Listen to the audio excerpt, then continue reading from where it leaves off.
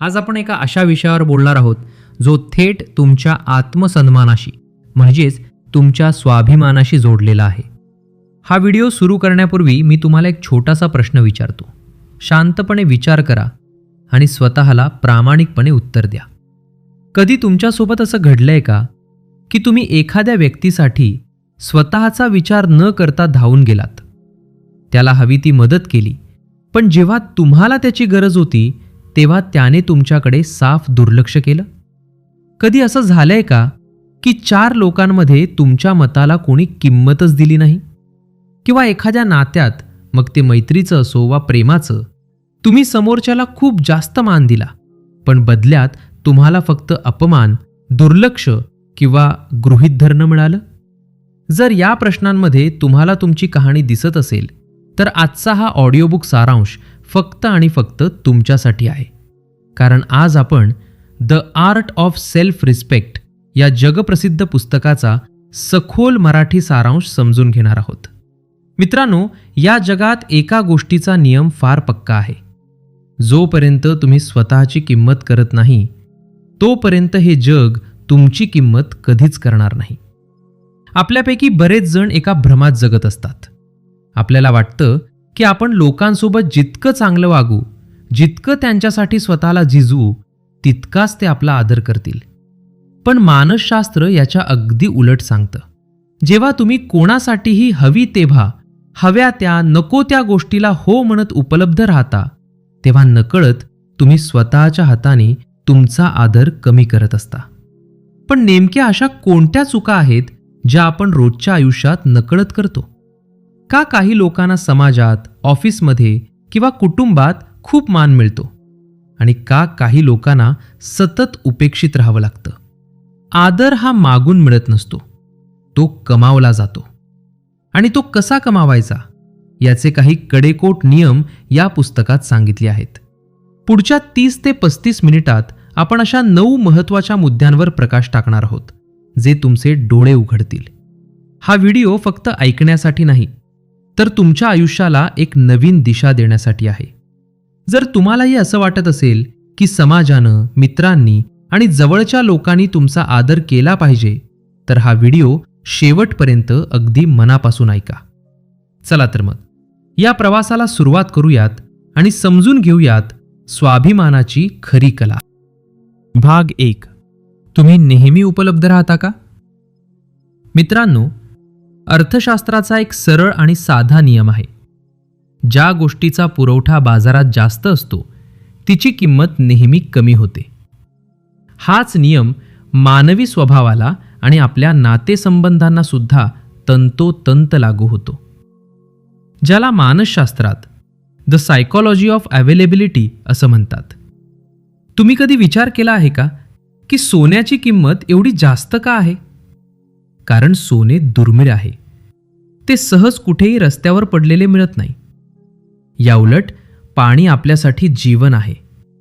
पाण्याशिवाय आपण जगू शकत नाही. पण ते सहज उपलब्ध असल्यामुळे आपण त्याची किंमत करत नाही. अगदी असंच काहीसं आपल्या वागण्याबाबत होतं. जेव्हा तुम्ही एखाद्या व्यक्तीसाठी 24 तास 7 दिवस नेहमी उपलब्ध राहता, तेव्हा समोरच्या व्यक्तीच्या मनात तुमच्याबद्दलचा आदर हळूहळू कमी होऊ लागतो. आपल्यापैकी अनेकांना असं वाटतं की मी जर माझ्या मित्राला, पार्टनरला किंवा नातेवाईकाला हवी तेव्हा मदत केली, त्याच्या एका हाकेवर माझं चालू काम सोडून धावत गेलो, तर तो माझ्यावर खूप खुश होईल. त्याला वाटेल की मी किती चांगला माणूस आहे. हो, सुरुवातीला त्याला नक्कीच चांगलं वाटेल. पण काही काळानं काय होतं? समोरच्या व्यक्तीला तुमची सवय होते. त्याला वाटायला लागतं की हा तर रिकामाच आहे, याला काही दुसरं काम नाही. मी कधीही आवाज दिला तरी हा येणारच आहे. इथेच तुमची किंमत शून्य होते. मानसशास्त्र सांगतं की जेव्हा तुम्ही लोकांना त्यांच्या सोयीनुसार उपलब्ध करून देता, तेव्हा ते तुम्हाला गृहीत धरायला लागतात. त्यांना तुमच्या वेळेची, तुमच्या कामाची आणि पर्यायानं तुमच्या अस्तित्वाची काहीच किंमत राहत नाही. एक छोटं उदाहरण घेऊया. समजा ऑफिसमध्ये किंवा कॉलेजमध्ये 2 मित्र आहेत. एक आहे अमित आणि दुसरा आहे राहुल. अमित असा मुलगा आहे जो कोणाचंही काम कधीच नाकारत नाही. कोणीही त्याला स्वतःचे प्रोजेक्ट्स पूर्ण करायला सांगू किंवा स्वतःच्या वैयक्तिक कामासाठी बाजारात न्यायला सांगू, अमित स्वतःचं महत्त्वाचं काम बाजूला ठेवून नेहमी हो म्हणतो. दुसरीकडे राहुल आहे. राहुल सगळ्यांशी चांगला वागतो, पण जेव्हा त्याला स्वतःचं काही काम असतं किंवा तो बिझी असतो तेव्हा तो अत्यंत नम्रपणे सांगतो, भावा आज मला जमणार नाही, माझं एक महत्त्वाचं काम आहे. तुम्हाला काय वाटतं, लोक कोणाचा जास्त आदर करत असतील? बहुतेकांना वाटेल अमितचा. पण वास्तव हे आहे की लोक राहुलचा जास्त आदर करतात. कारण लोकांना माहीत असतं की राहुलचा वेळ मौल्यवान आहे. अमितला लोक फक्त काम काढून घेण्यापुरता वापरतात आणि काम संपलं की विसरून जातात. अमितच्या पाठीमागे लोक त्याला युजलेस किंवा काही काम नसलेला समजतात. नेहमी उपलब्ध राहण्यामागचं मुख्य कारण काय असतं माहीत आहे का? भीती. आपल्याला भीती वाटते की आपण जर एखाद्याला नाही म्हणालो किंवा उपलब्ध झालो नाही तर तो आपल्यावर रागावेल, तो आपल्यापासून लांब जाईल किंवा आपली मैत्री तुटेल. या भीतीपोटी आपण स्वतःच्या स्वाभिमानाचा बळी देतो. पण मित्रांनो, एक गोष्ट कायम लक्षात ठेवा, जे नातं किंवा जी मैत्री तुमच्या स्वाभिमानाचा बळी मागते ते नातं कधीच टिकण्यायोग्य नसतं. याचा अर्थ असा अजिबात नाही की तुम्ही कोणाला मदतच करू नये किंवा गर्विष्ठ व्हावं. संकटाच्या वेळी मित्रांच्या आणि कुटुंबाच्या पाठीशी खंबीरपणे उभे राहणं हे आपले कर्तव्यच आहे. पण संकट आणि समोरच्या व्यक्तीची सोय या दोन्हीमध्ये खूप मोठा फरक आहे. जर कोणी व्यक्ती स्वतः आळस करत असेल आणि स्वतःचे काम तुमच्यावर ढकलत असेल किंवा फक्त टाइमपास म्हणून तुम्हाला बोलावत असेल तर तिथे स्वतःचा वेळ वाया घालवणं थांबवा. स्वतःला एक प्रश्न विचारा, माझ्या आयुष्यात काही ध्येय आहे का? माझ्या वेळेला काही किंमत आहे का? जर तुमच्याकडे स्वतःच्या आयुष्याचं कोणतंही ध्येय नसेल तर जग तुम्हाला त्यांच्या ध्येयासाठी एक साधन म्हणून वापरेल. जेव्हा तुम्ही स्वतःच्या वेळेला महत्त्व द्यायला सुरुवात करता, स्वतःच्या कामाला प्राधान्य देता, तेव्हा जगालाही कळून चुकतं की हा माणूस फालतू गोष्टींसाठी उपलब्ध नाही आणि तिथूनच तुमच्याबद्दलचा आदर वाढायला सुरुवात होते. भाग 2. नाही म्हणण्याची कला. मित्रांनो, मागच्या भागात आपण पाहिलं की नेहमी उपलब्ध राहिल्याने आपली किंमत कशी कमी होती. पण या उपलब्ध राहण्यामागचं सर्वात मोठं कारण काय आहे माहीत आहे? ते म्हणजे आपल्याला नाही म्हणता येत नाही. नाही हा 2 अक्षरी शब्द दिसायला आणि ऐकायला खूप छोटा वाटतो, पण हा शब्द उच्चारण्यासाठी खूप मोठ्या धैर्याची आणि आत्मविश्वासाची गरज असते. आपल्या समाजात लहानपणापासून आपल्याला एक गोष्ट शिकवली जाते, सगळ्यांशी चांगलं वागा, सगळ्यांना मदत करा, नेहमी हो म्हणायला शिका. ही शिकवण चांगलीच आहे, पण जेव्हा या शिकवणीचा अतिरेक होतो तेव्हा माणूस पीपल प्लीजर बनतो. पीपल प्लीजर म्हणजे अशी व्यक्ती जी स्वतःचे सुख, स्वतःचा वेळ आणि स्वतःचे मानसिक आरोग्य बाजूला ठेवून फक्त दुसऱ्यांना खुश ठेवण्याचा प्रयत्न करते. अशा व्यक्तीच्या शब्दकोशात नाही हा शब्दच नसतो. तुम्ही कधी अशा परिस्थितीत अडकलात का? समजा रविवारी तुम्हाला घरी आराम करायचा आहे किंवा कुटुंबासोबत वेळ घालवायचा आहे. अचानक तुमच्या एका मित्राचा फोन येतो आणि तो म्हणतो, अरे मला बाजारात जायचं आहे, जरा गाडी घेऊन येशील का? तुम्हाला आतून तीव्र इच्छा असते की आपण नकार द्यावा, पण तुमच्या तोंडून शब्द निघतात, हो येतो की. किंवा ऑफिसमध्ये तुमचं स्वतःचं काम बाकी असताना एखादा सहकारी त्याचं काम तुमच्या टेबलावर टाकतो आणि तुम्ही मनातून चिडलेले असतानाही चेहऱ्यावर खोटं हसू आणून ते काम स्वीकारता. असं का होतं? कारण आपल्याला समोरच्या व्यक्तीच्या प्रतिक्रियेची भीती वाटते. आपल्याला वाटतं, मी जर नाही म्हणालो तर त्याला वाईट वाटेल, तो माझ्याबद्दल काय विचार करेल, तो माझ्यावर रागावेल का? पण मित्रांनो, या भीतीच्या पोटी जेव्हा तुम्ही समोरच्याला हो म्हणता, तेव्हा तुम्ही स्वतःला नाही म्हणत असता. तुम्ही तुमच्या स्वतःच्या गरजांचा अपमान करत असता.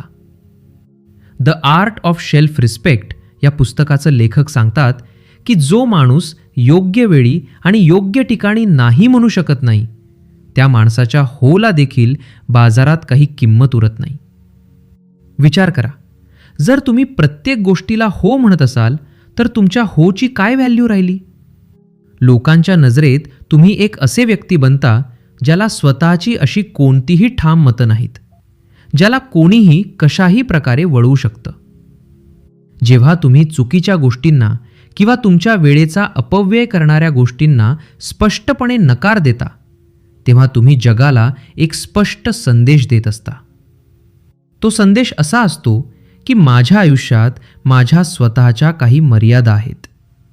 मी तुमचा आदर करतो, पण माझ्या स्वाभिमानापेक्षा आणि माझ्या वेळेपेक्षा जास्त नाही. आता प्रश्न येतो की समोरच्याला वाईट न वाटू देता नाही कसं म्हणायचं? कारण अनेकांना वाटतं की नाही म्हणणं म्हणजे उद्धटपणे बोलणं, पण तसं अजिबात नाही. नाही म्हणण्याची एक कला असते. तुम्ही अत्यंत नम्रपणे पण तितक्याच खंबीरपणे नकार देऊ शकता. उदाहरणाने समजून घेऊया. जर ऑफिसमध्ये कोणी तुमच्यावर जादा काम ढकलत असेल तर मी करणार नाही असं उद्धटपणे सांगण्याऐवजी तुम्ही म्हणू शकता, माझ्याकडे आधीच ही 2 महत्त्वाची कामं आहेत जी मला आज संध्याकाळपर्यंत पूर्ण करायची आहेत. त्यामुळे या नवीन कामाला मी आत्ता वेळ देऊ शकणार नाही.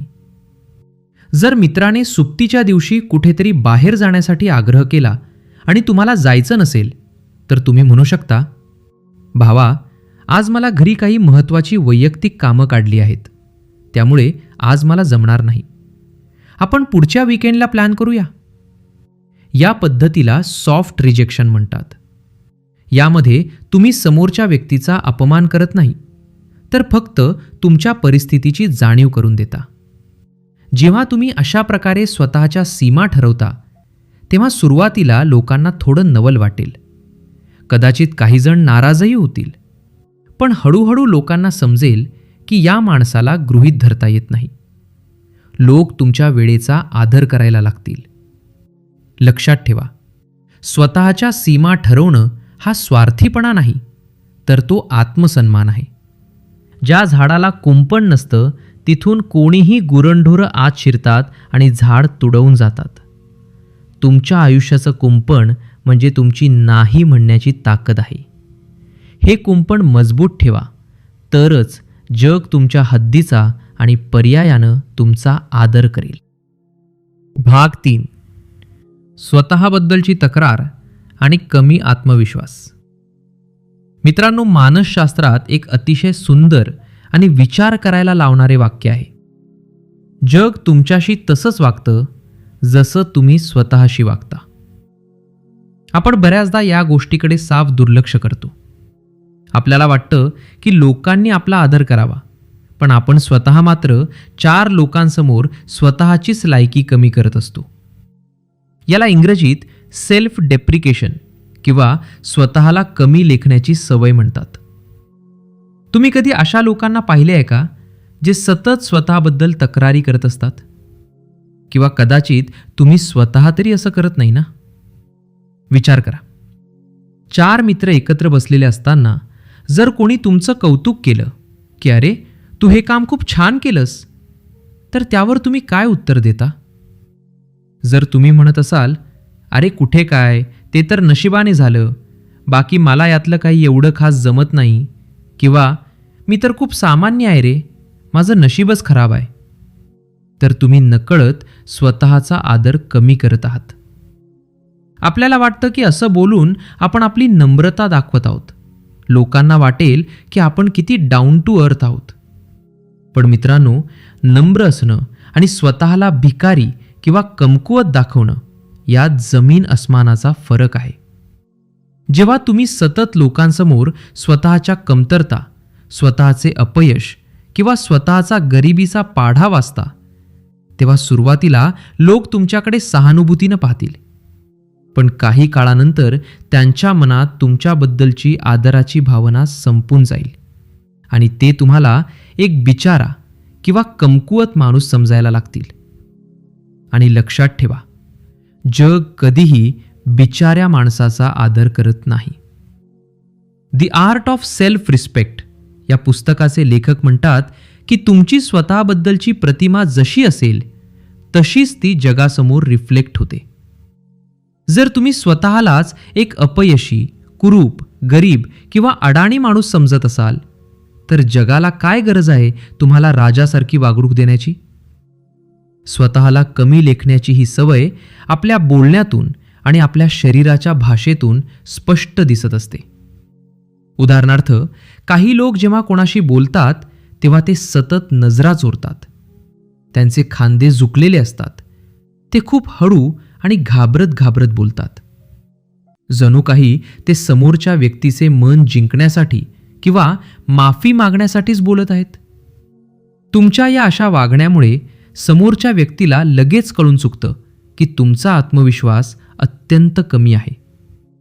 आणि मानवी स्वभावाचा हा एक क्रूर नियम आहे की जिथे माणसाला कमकुवतपणा दिसतो तिथे तो आपला अधिकार किंवा हुकूम चालवण्याचा प्रयत्न करतो.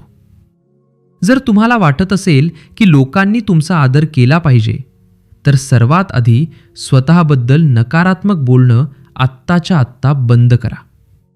स्वतःच्या चुकांवर किंवा कमतरतांवर नक्कीच काम करा, पण त्या 4 लोकांसमोर भांडवल करून मांडू नका. जेव्हा कोणी तुमचे कौतुक करेल तेव्हा नाही रे तसं काही नाही म्हणण्याऐवजी चेहऱ्यावर एक छानसं हसू ठेवून समोरच्याच्या डोळ्यात डोळे घालून अत्यंत आत्मविश्वासानं फक्त थँक्यू किंवा धन्यवाद म्हणायला शिका. हा एक छोटासा बदल लोकांच्या नजरेत तुमची किंमत कैक पटीनं वाढवून जाईल. तुमच्या आयुष्यात जे काही प्रश्न आहेत, जे अपयश आहे, ते तुमचे वैयक्तिक प्रश्न आहेत. ते जगासमोर मांडून स्वतःला सहानुभूतीचे पात्र बनवू नका. स्वतःचे मूल्य ओळखा. तुम्ही जसे आहात, देवाने तुम्हाला जे काही रूप, रंग, बुद्धी दिली आहे तिचा आदर करा. जेव्हा तुम्ही स्वतःचा स्वीकार करता, स्वतःच्या पाठीवर अभिमानानं थाप मारता आणि ताठ कण्यानं जगासमोर उभे राहता, तेव्हा जगालाही तुमच्यासमोर झुकण्याशिवाय आणि तुमचा आदर करण्याशिवाय कोणताही पर्याय उरत नाही. भाग 4. शब्दांपेक्षा कृतीला महत्त्व.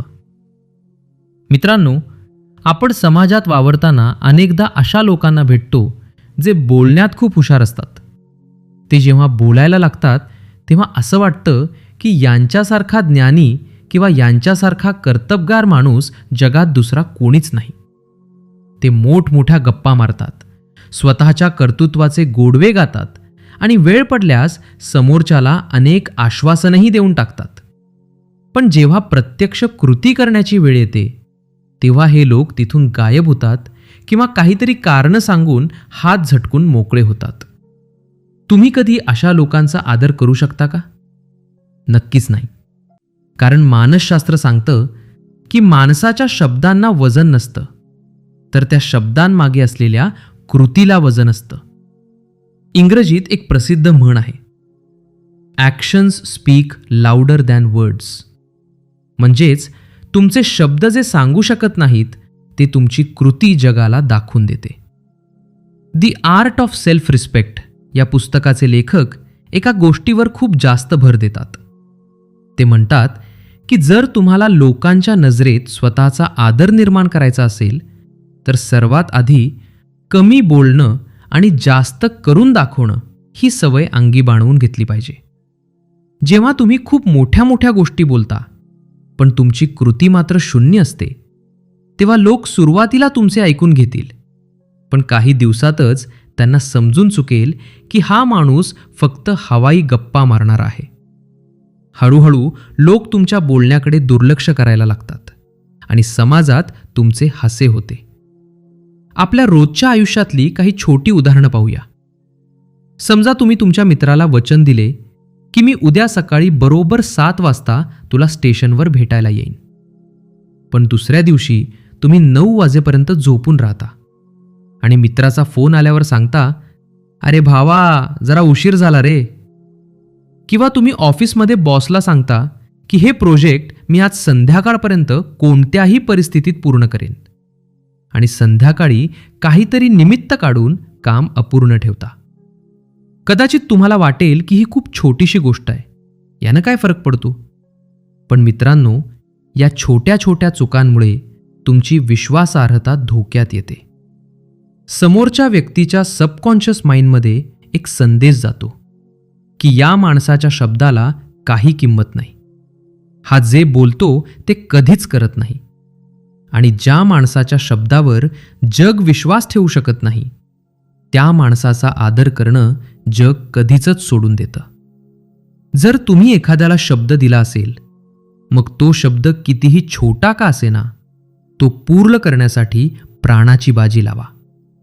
जर तुम्हाला माहिती असेल की एखादी गोष्ट तुमच्या क्षमतेच्या बाहेर आहे किंवा तुम्हाला ती करणं शक्य नाही, तर सरळ सुरुवातीलाच नम्रपणे नकार द्या. खोटे आश्वासन देऊन नंतर तोंडघशी पडण्यापेक्षा सुरुवातीलाच स्पष्ट बोललेले कधीही चांगले. स्पष्ट बोलणाऱ्या माणसाचा जग सुरुवातीला राग करेल, पण भविष्यात त्याचा आदरच करेल, कारण लोकांना माहिती असते की हा माणूस जे बोलतो तेच करतो. दुसरी महत्त्वाची गोष्ट म्हणजे स्वतःच्या ध्येयांबद्दल आणि प्लॅन्सबद्दल लोकांसमोर आधीच दवंडी पिटणं बंद करा. बऱ्याच लोकांना सवय असते, त्यांनी एखादा नवीन व्यवसाय सुरू करायचा विचार केला किंवा एखादी नवी गोष्ट शिकायचे ठरवले की ते लगेच 4 मित्रांना आणि सोशल मीडियावर सांगून टाकतात की मी आता हे करणार आहे, मी ते करणार आहे. मानसशास्त्रानुसार जेव्हा तुम्ही तुमच्या प्लॅन्सबद्दल लोकांना आधीच सांगून टाकता, तेव्हा तुमच्या मेंदूला एक खोटी तृप्ती मिळते की तुम्ही ते काम पूर्ण केले आहे, आणि त्यामुळे तुमची प्रत्यक्ष काम करण्याची इच्छा कमी होते. या उलट जे हाय व्हॅल्यू लोक असतात ते शांत राहून पडद्यामागे काम करतात. त्यांचे प्लॅन्स कोणालाच माहीत नसतात. ते त्यांच्या यशाचा गाजावाजा शब्दांनी करत नाहीत, तर त्यांचे यशच स्वतःहून ओरडून जगाला सांगते. जेव्हा लोक तुमची मेहनत शांतपणे पाहतात आणि अचानक तुमचे यश त्यांच्यासमोर येते, तेव्हा त्यांच्या मनात तुमच्याबद्दलचा आदर कैकपटीनं वाढतो. त्यामुळे आजपासूनच स्वतःला एक नियम लावा. गप्पा कमी मारा आणि काम जास्त करा. जो माणूस स्वतःच्या शब्दाला जागतो आणि ज्याची कृती त्याच्या शब्दांपेक्षा जास्त मजबूत असते, त्या माणसाचे वजन समाजात नेहमी सोन्यासारखे टिकून राहते. भाग 5. भावनिक परावलंबित्व. मित्रांनो, आपण अनेकदा पाहतो की काही लोक दिसायला खूप मजबूत असतात, आर्थिकदृष्ट्या सक्षम असतात, पण जेव्हा नातेसंबंधांचा विचार येतो तेव्हा ते आतून पूर्णपणे तुटलेले असतात. ते त्यांच्या छोट्या छोट्या आनंदासाठी, निर्णयांसाठी आणि मानसिक शांततेसाठी सतत इतरांवर अवलंबून असतात. मानसशास्त्रात या मानसिकतेला इमोशनल डिपेंडन्सी म्हणजेच भावनिक परावलंबित्व असं म्हणतात. The art of self respect या पुस्तकाचे लेखक एक कडू सत्य सांगतात. जो माणूस स्वतःच्या आनंदाची चावी दुसऱ्याच्या खिशात देतो, तो या जगात कधीच समाधानी राहू शकत नाही आणि स्वतःचा आदरही टिकवू शकत नाही. विचार करा, तुमच्यासोबत कधी असं घडलंय का? तुमच्या जवळच्या मित्रानं किंवा पार्टनरनं तुम्हाला फोन केला नाही किंवा तुमच्या मेसेजला वेळेवर उत्तर दिले नाही, तर तुम्ही अस्वस्थ होता. तुमचे संपूर्ण लक्ष मोबाईलकडे असते. तुमचे चालू कामात मन लागत नाही आणि तुम्ही सारखे चिडचिड करायला लागता. किंवा जेव्हा तुम्हाला आयुष्यात एखादा मोठा निर्णय घ्यायचा असतो, तेव्हा जोपर्यंत 4 लोक तुम्हाला हो म्हणत नाहीत, तोपर्यंत तुमचा स्वतःच्या निर्णयावर विश्वासच बसत नाही. असं का होतं? कारण तुम्ही तुमच्या भावनांचं नियंत्रण दुसऱ्याच्या हातात दिले आहे. समोरच्या व्यक्तीनं कौतुक केले की तुम्हाला आनंद होतो आणि त्यानं दुर्लक्ष केले की तुम्ही दुःखी होता. जेव्हा तुम्ही एखाद्या व्यक्तीसमोर एवढे हताश आणि भावनिकदृष्ट्या परावलंबी बनता, तेव्हा समोरच्या व्यक्तीला नकळत तुमच्यावर हुकूमत गाजवण्याची ताकद मिळते. त्याला समजून चुकतं की हा माणूस माझ्याशिवाय राहू शकत नाही, मी याच्याशी कसाही वागलो तरी हा मला सोडून कुठेच जाणार नाही. आणि जिथे ही भावना निर्माण होते तिथे आदर आणि सन्मान संपून जातो. नातेसंबंधांमध्ये आणखी एक मोठी चूक लोक करतात ती म्हणजे सतत स्वतःचे रडगाण गाणे. काही लोकांना सवय असते की ते जेव्हा कोणाला भेटतात तेव्हा स्वतःच्या आयुष्यातल्या दुःखांचा, त्रासाचा आणि संकटांचा पाढा वाचायला सुरुवात करतात. त्यांना वाटतं की असं केल्यानं समोरच्या व्यक्तीला आपली दया येईल, तो आपल्याला सहानुभूती देईल आणि आपल्या जवळ येईल. पण मित्रांनो, एक गोष्ट कायम लक्षात ठेवा, दया आणि आदर या दोन खूप वेगवेगळ्या गोष्टी आहेत. लोक तुमच्यावर दया दाखवू शकतात, पण दया दाखवणारा माणूस कधीही तुमचा आदर करेलच असं नाही. उलट सतत रडणाऱ्या आणि नकारात्मक गोष्टी बोलणाऱ्या माणसापासून लोक हळूहळू लांब पडायला लागतात. लोकांना आपल्या आयुष्यात आधीच खूप टेन्शन्स असतात, त्यामुळे कोणालाही दुसऱ्याचं ओझं व्हायला आवडत नाही. भावनिकदृष्ट्या स्वतंत्र होणं म्हणजे काय? याचा अर्थ असा नाही की तुम्ही कोणावर प्रेम करू नये किंवा भावना शून्य व्हावे. याचा अर्थ असा आहे की तुमचा स्वतःचा आनंद हा अंतर्गत असावा, तो बाह्य गोष्टींवर किंवा लोकांवर अवलंबून नसावा. जेव्हा तुम्ही स्वतःच्या कंपनीत आनंदी राहायला शिकता, स्वतःचा छंद जोपासता आणि स्वतःच्या ध्येयांवर लक्ष केंद्रित करता, तेव्हा तुमची भावनिक अवलंबित्व संपून जाते. जेव्हा तुम्ही एखाद्या नात्यात स्वतःला पूर्ण समजून वावरता, तेव्हा तुमची व्हॅल्यू वाढते. समोरच्या व्यक्तीलाही करून चुकतं की तुम्ही त्याचा आदर करता, त्याच्यावर प्रेम करता. पण जर त्यानं तुम्हाला गृहीत धरले किंवा तुमचा अपमान केला तर तुम्ही त्याच्यासमोर लाचार होणार नाही. स्वतःचा निर्णय स्वतः घ्यायला शिका. चुका झाल्या तर त्याची जबाबदारी स्वतः घ्या. पण प्रत्येक वेळी दुसऱ्याच्या मंजुरीची वाट पाहू नका. जो माणूस भावनिकदृष्ट्या खंबीर असतो, जो स्वतःच्या सुखासाठी कोणासमोर पदर पसरत नाही, अशा माणसाचं व्यक्तिमत्व अतिशय आकर्षक आणि आदरयुक्त वाटते. जग अशा माणसाच्या सहवासासाठी नेहमी उत्सुक असते. भाग 6. रहस्य आणि वैयक्तिक आयुष्य गुप्त ठेवणे. मित्रांनो, मानसशास्त्राचा एक अतिशय रंजक नियम आहे. ज्या गोष्टीबद्दल लोकांना पूर्ण माहिती नसते त्या गोष्टीबद्दल लोकांचे कुतूहल आणि आदर नेहमी जास्त असतो. यालाच द मिस्ट्री फॅक्टर किंवा रहस्याची ताकद असं म्हणतात. या उलट जी गोष्ट उघड्या पुस्तकासारखी सगळ्यांसमोर पडलेली असते, लोक ती वाचून बाजूला सारून देतात आणि तिची किंमत संपून जाते. आजच्या सोशल मीडियाच्या युगात आपण एक खूप मोठी चूक करत आहोत. आपण आपल्या आयुष्यातली प्रत्येक छोटी मोठी गोष्ट, आपले विचार, आपले प्लॅन्स, इतकेच काय तर आपले घरगुती वाद सुद्धा जगासमोर मांडत असतो. आपण काय खातोय, कुठे जातोय, कुणाला भेटतोय, आपल्याला कोणत्या गोष्टीचा राग आलाय, हे सगळं आपण सोशल मीडियावर स्टेटस ठेवून किंवा मित्रांना भेटल्यावर लगेच सांगून टाकतो. आपल्याला वाटतं की असं केल्यानं लोक आपल्याशी जोडले जातील, पण वास्तवात यामुळे तुम्ही तुमची किंमत कमी करत असता.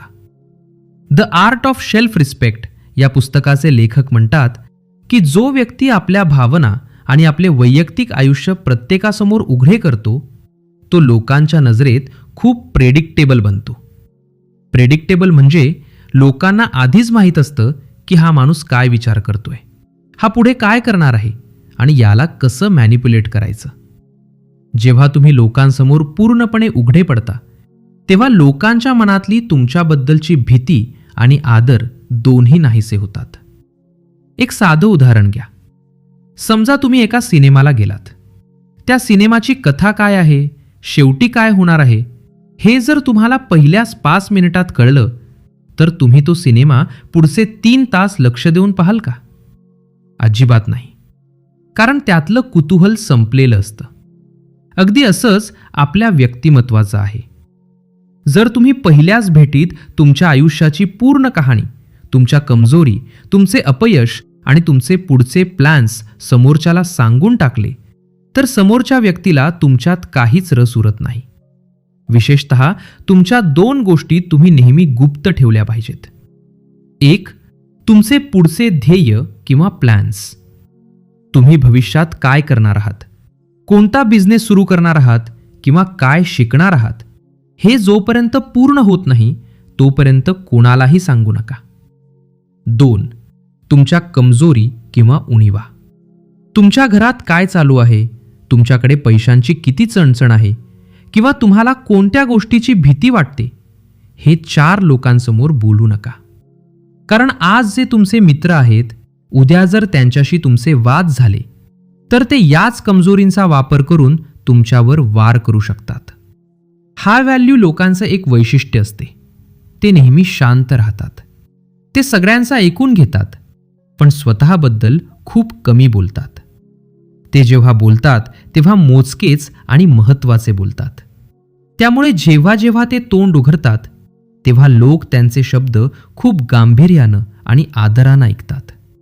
शांत राहणं आणि स्वतःभोवती एक निरोगी रहस्य टिकवून ठेवणं म्हणजे गर्विष्ठ असणं नाही. याचा अर्थ असा आहे की तुम्ही तुमच्या वैयक्तिक आयुष्याचा आणि स्वतःच्या प्रायव्हसीचा आदर करता. जेव्हा तुम्ही उघड्या पुस्तकासारखे वागणं बंद करता तेव्हा लोक तुम्हाला हलक्यात घेणं बंद करतात. लोकांच्या मनात एक आदरयुक्त अंतर निर्माण होतं आणि ते तुमच्याशी वागताना 10 वेळा विचार करतात. त्यामुळे आजपासूनच प्रत्येक गोष्ट प्रत्येकाला सांगण्याची सवय आत्ताच थांबवा आणि शांततेची ताकद अनुभवा. भाग 7. स्वाभिमान परत मिळवण्याचे प्रॅक्टिकल उपाय. मित्रांनो, आतापर्यंत आपण अशा अनेक गोष्टी आणि चुका पाहिल्या ज्यांमुळे आपण नकळत समाजात आणि नात्यांमध्ये आपला आदर गमावून बसतो. पण समजा भूतकाळात तुमच्याकडून या चुका झाल्या असतील आणि आज लोकांनी तुम्हाला गृहीत धरलं असेल, तर हा गमावलेला आदर परत कसा मिळवायचा? स्वाभिमान ही काही अशी गोष्ट नाही जी एकदा गेली की कधीच परत येत नाही. आदर हा कमावला जातो आणि तो कमावण्यासाठी तुम्हाला उद्यापासूनच स्वतःच्या आयुष्यात 3 महत्त्वाचे प्रॅक्टिकल बदल करावे लागतील. 1. स्वतःवर गुंतवणूक करा. पहिली आणि सर्वात महत्त्वाची गोष्ट म्हणजे स्वतःची व्हॅल्यू वाढवणे. जोपर्यंत तुम्ही स्वतःची लायकी वाढवत नाही तोपर्यंत जग तुमची किंमत करणार नाही. स्वतःवर गुंतवणूक करणं म्हणजे फक्त चांगले कपडे घालणं नव्हे, तर तुमच्या बुद्धीवर, तुमच्या कौशल्यांवर आणि तुमच्या आरोग्यावर काम करणं.